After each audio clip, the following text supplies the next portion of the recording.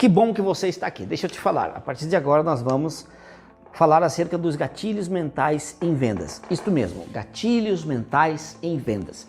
Eu quero trazer aqui de um modo geral o que são os gatilhos mentais, porque no decorrer do nosso treinamento nós vamos utilizar muito eles.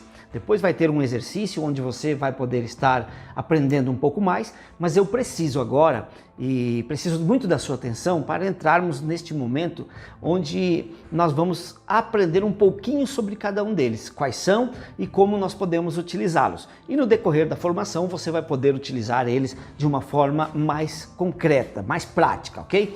Deixa eu te falar então, todo o processo de vendas, ele tem por objetivo final fazer com que o comprador ou nosso cliente ele tome uma decisão favorável ao nosso produto ou serviço. Por isso, nós iremos discutir um atalho neste processo de decisão que poderá ajudá-lo. Trata-se dos gatilhos mentais em vendas, isto mesmo. E segundo o psicólogo e professor emérito de Psicologia e Marketing, Robert Cialdini, o gatilho mental é a habilidade de trazer pessoas para o nosso lado, mudando apenas a maneira como nós apresentamos nossos argumentos. Conforme ele mesmo escreveu em sua famosa obra, o livro As Armas da Persuasão. Deixa eu te falar, eu tenho este livro em PDF. Se você quiser lê-lo, basta você solicitar por e-mail que eu estarei enviando ele para você. Compreender então o funcionamento dos gatilhos mentais em vendas e colocar esta tática em suas abordagens certamente irá fazer uma grande diferença no seu repertório como vendedor ou como consultor. Uma vez que os gatilhos mentais, eles atuam como atalhos dentro do nosso cérebro na hora da tomada de decisões. Muitas vezes nós não paramos para pensar. Mas desde o momento em que nós acordamos, por exemplo, nós tomamos dezenas de decisões ao longo do dia. Portanto, utilizar gatilhos mentais não é manipulação, mas sim uma ajuda para criar atalhos e utilizar suas próprias regras mentais simples para cortar caminhos, poupar tempo e não ficar desperdiçando energia. Agora é o seguinte, tem um livro escrito pelo psicólogo Daniel Kahneman com um nome Rápido e Devagar, que nos ensina que existem dois sistemas de pensamentos. Dois sistemas, o sistema 1 e o 2. O sistema 1 chamamos de rápido, intuitivo e emocional. E esta parte do cérebro, ela exige pouco ou quase nada de esforço para resolver um problema ou problemas rotineiros. E nós usamos esse sistema para fazer contas simples. Por exemplo, se eu te perguntar quanto é 2 mais 2? Pois é, você acertou de primeira. É 4, isto mesmo. Viu como foi fácil resolver? Este tipo de pergunta é respondido pelo lado rápido, é respondido automaticamente com pouco ou nenhum esforço. É este sistema que nos ajuda a dirigir um carro, por exemplo, em uma rua calma, em ler um livro, em andar, em correr, em caminhar ou até mesmo para assistir um programa de televisão. Agora, se eu fazer outra pergunta para você aqui, quanto é 16 vezes 19? Pois é. Possivelmente você vai ter que pegar a calculadora ou escrever em um papel. Viu só? Na segunda pergunta, nesta pergunta que fiz agora, nós usamos o nosso lado devagar, o nosso lado lógico e que precisa de esforço, concentração e foco e que se cansa se for muito utilizado.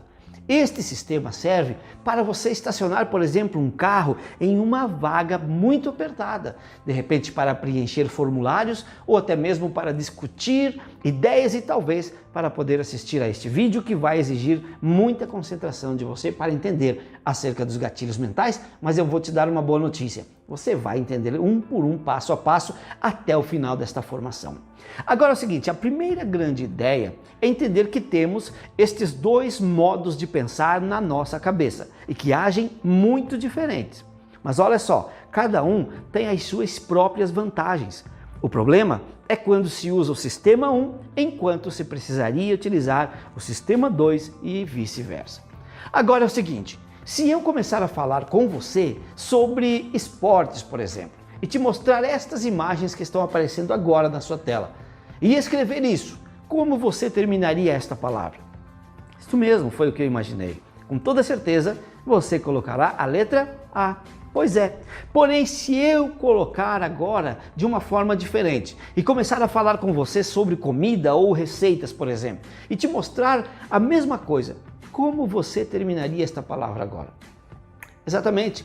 E o nome para isso é priming. E somente com isso você pode alterar significativamente algumas decisões.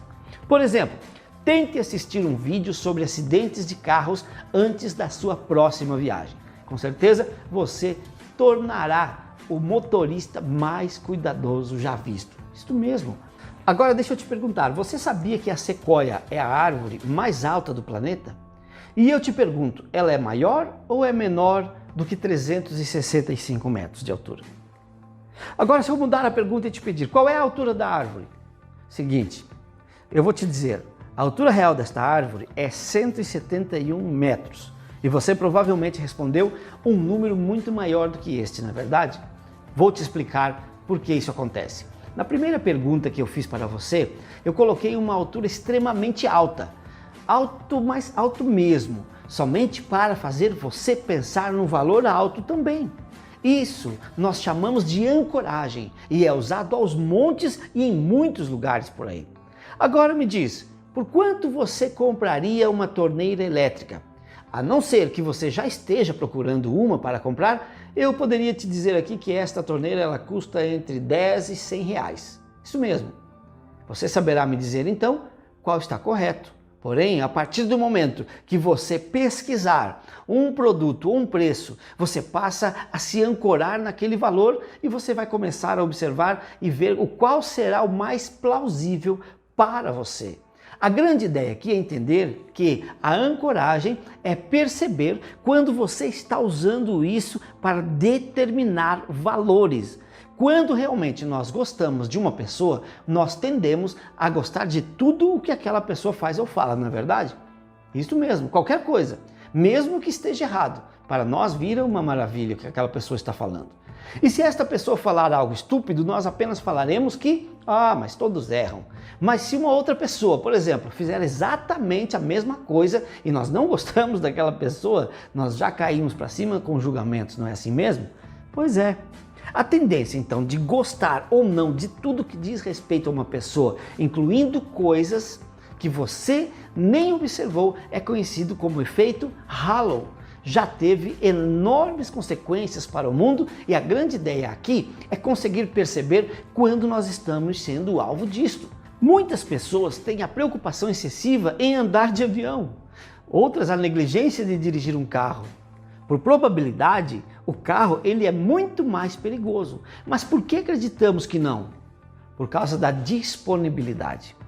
A TV, os rádios, os jornais, a internet, todas as outras mídias mostram acidentes de avião e não os milhares de acidentes de carros que acontecem todos os dias. Por isso, existem dois modos de pensar e agir, o rápido e o devagar. E precisamos aprender que com os gatilhos mentais nós conseguiremos atingir o nosso objetivo. E no próximo vídeo nós já iremos começar a falar sobre os gatilhos mentais ou as armas da persuasão. E eu te encontro no próximo vídeo.